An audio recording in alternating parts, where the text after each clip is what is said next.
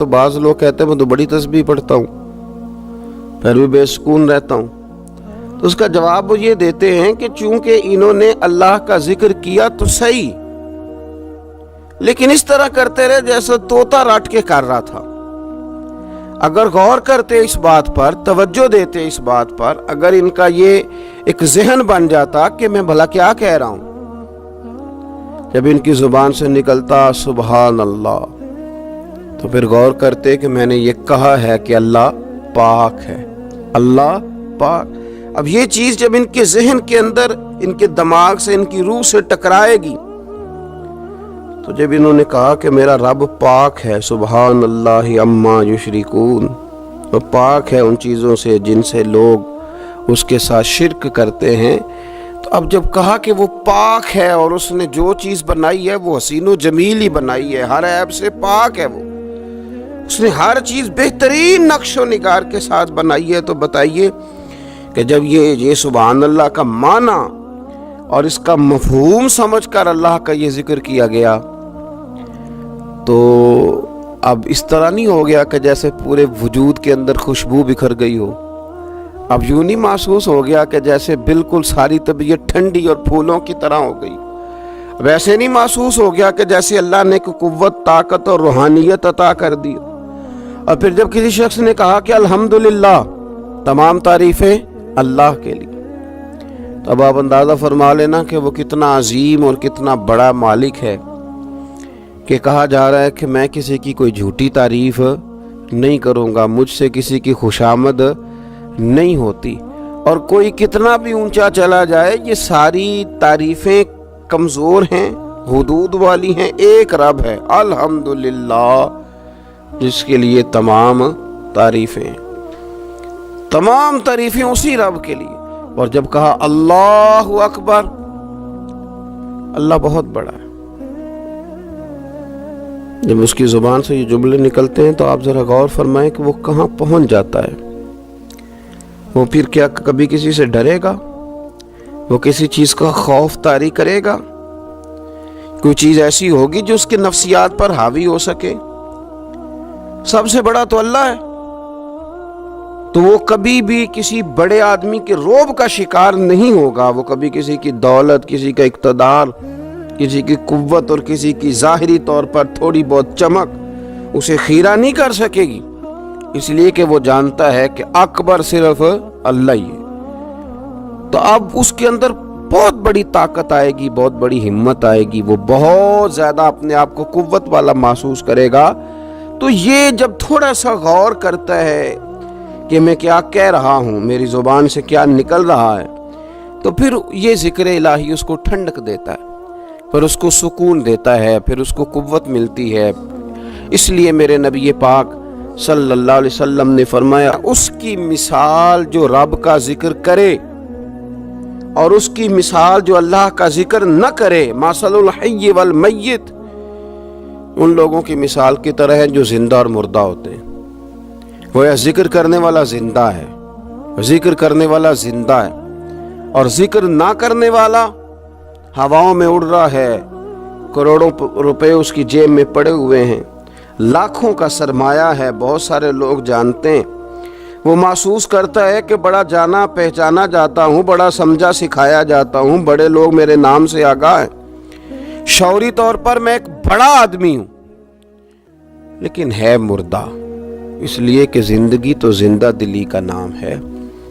मुर्दा दिल क्या खाक जिया करते हैं, जिंदा वो है जिसका मुसल्ला आबाद है, जिंदा वो है जिसकी ज़ुबान अल्लाह को याद करती, जिंदा वो है जिसका कभी कभी दिल करता है कि आज कुरान शरीफ खोल लूँ, जिंदा तो वो है जिसकी तबीयत चाहती है कि यार आज लाओ ना तस्बीह, थोड़ा सा दरूद व सलाम अपने महबूब पे पढ़ूँ।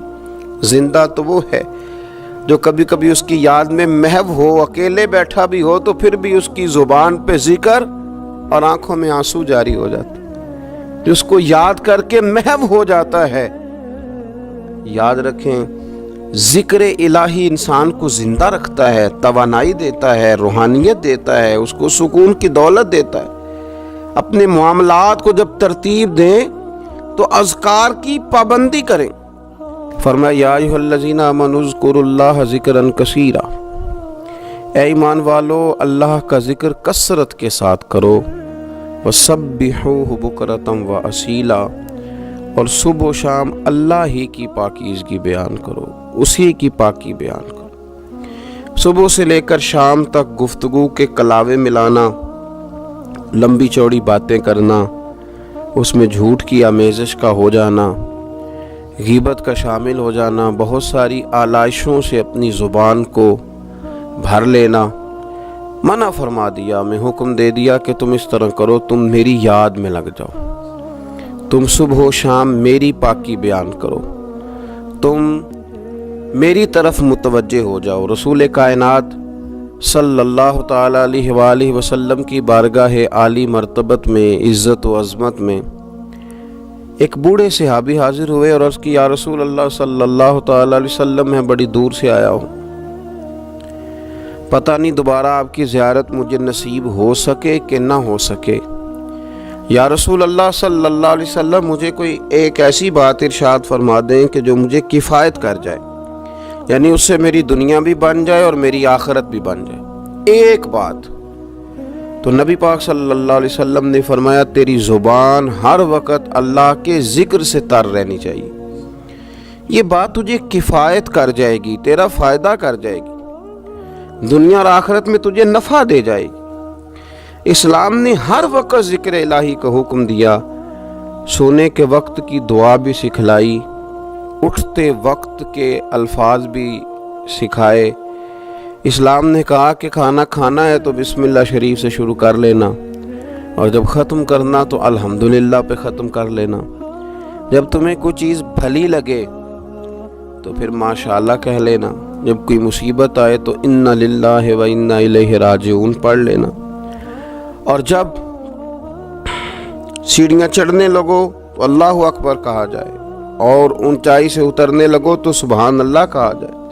گویا ہر موقع پر اللہ کی یاد کو، اللہ کے ذکر کو، رب کریم کو ہمیشہ یاد رکھا جائے۔ رسول کائنات صلی اللہ علیہ وسلم کے بارے میں سیدہ طیبہ طاہرہ حضرت عائشہ صدیقہ رضی اللہ تعالیٰ عنہ فرماتی ہیں کہ اللہ کے رسول علیہ السلام ہر وقت اپنے رب کو یاد کرتے تھے، ہر وقت حضور اپنے رب کو یاد کرتے تھے، ہر وقت اللہ کے محبوب صلی اللہ علیہ وسلم کی زبان اطہر پر اپنے رب کریم کا ذکر رہتا تھا۔ تو کثرت کے ساتھ ذکر کرنا اور ذکر کو اپنی طبیعت کا حصہ بنا لینا۔ آپ کتاب و سنت کا جب مطالعہ کرتے ہیں تو آپ غور فرمائیں کہ نبی پاک صلی اللہ علیہ وسلم نے مختلف صورتوں کے فضائل بیان کیے، پھر نبی پاک علیہ السلام نے اللہ کے مختلف اسماء کا، مختلف ناموں کی فضیلت بیان کی۔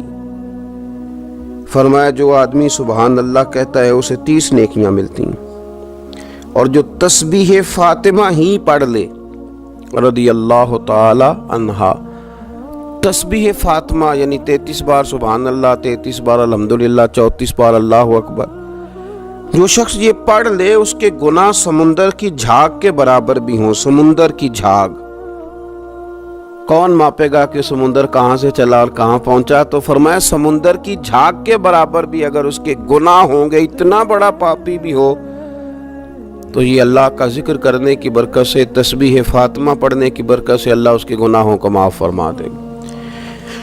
تو حضور سید عالم صلی اللہ تعالی علیہ وسلم نے ذکر کی فضیلت بیان کی۔ نبی پاک صلی اللہ علیہ وسلم نے بہت سارے اسماء تھے جن کی عظمت، عزت، رفعت بیان کی، فرمایا اس کے ساتھ اللہ کا ذکر کرو۔ صورتوں کے فضائل بیان کی۔ ہمارے ہاں میں نے دیکھا ہے کہ بعض واعظین اور بعض نقیب حضرات یا بعض ایسے لوگ جو بات کرتے ہیں تو اگر ان کی بات توجہ سے نہ سنی جائے تو وہ خود کئی دفعہ کہہ دیتے ہیں کہ میری بات ضائع نہ کر دینا، میرا جملہ ضائع نہ کر دینا۔ وہ سمجھتے ہیں کہ یہ بڑی اہم بات تھی جو میں کرنے جا رہا ہوں، اور کئی لوگ آپ ان کی بات توجہ سے نہ سنیں تو ان کے چہرے پر اظہار ناراضگی نمایاں ہو جاتے ہیں کہ یار میں بات کر رہا تھا، اس بندے نے توجہ ہی نہیں کی۔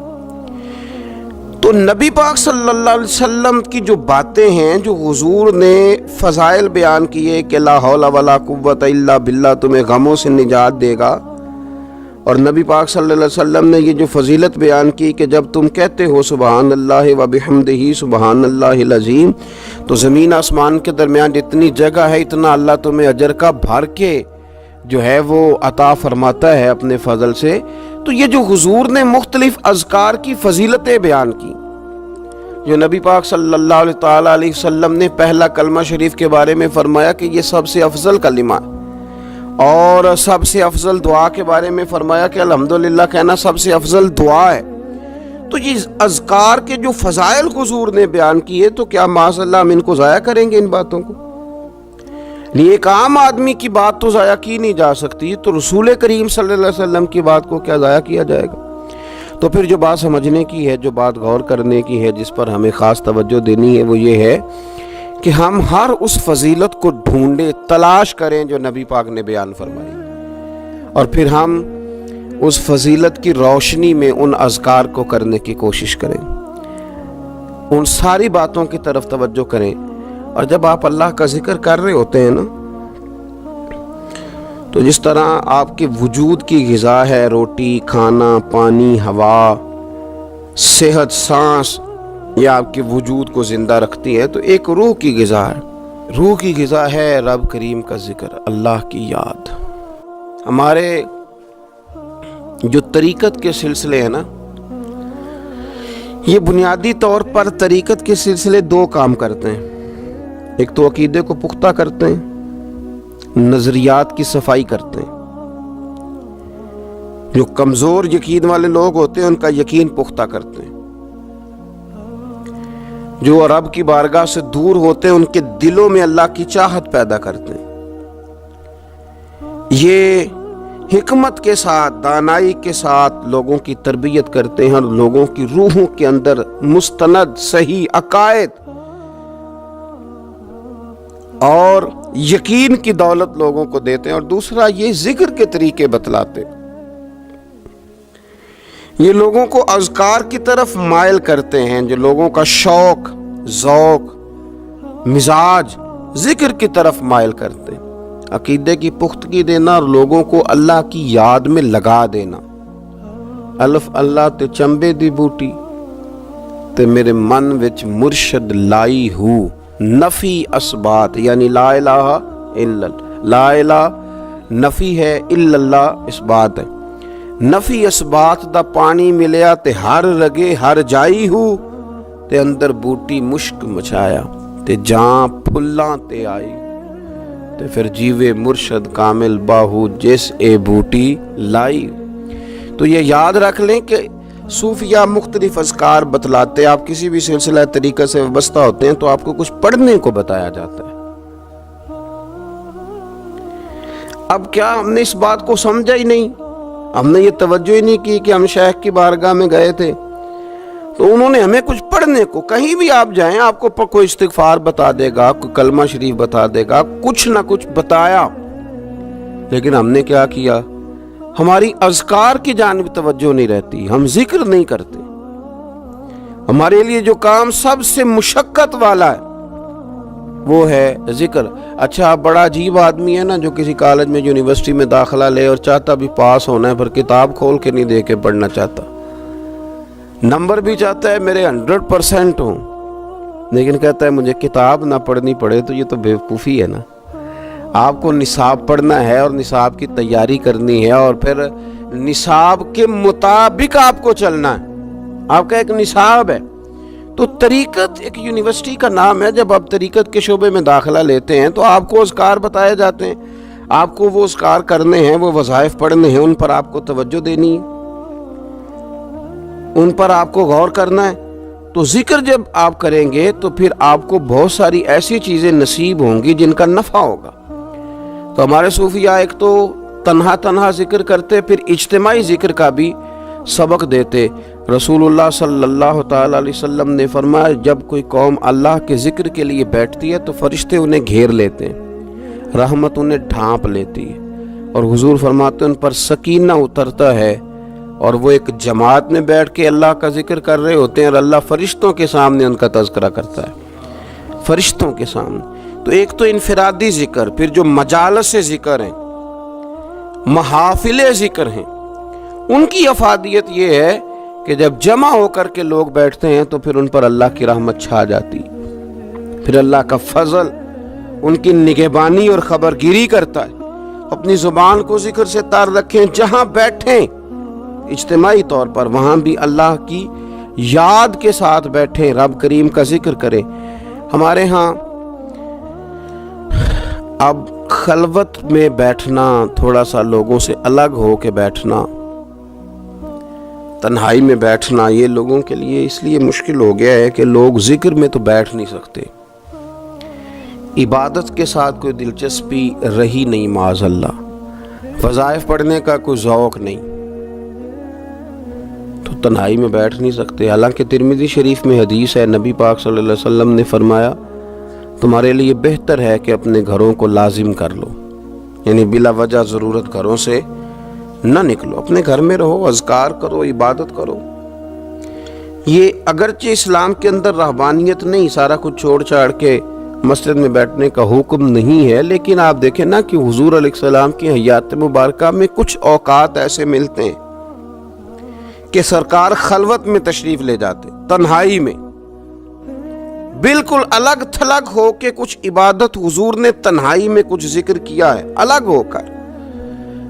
اعلان نبوت سے پہلے اللہ کے محبوب علیہ السلام مہینوں غار حرا میں رہا کرتے تھے۔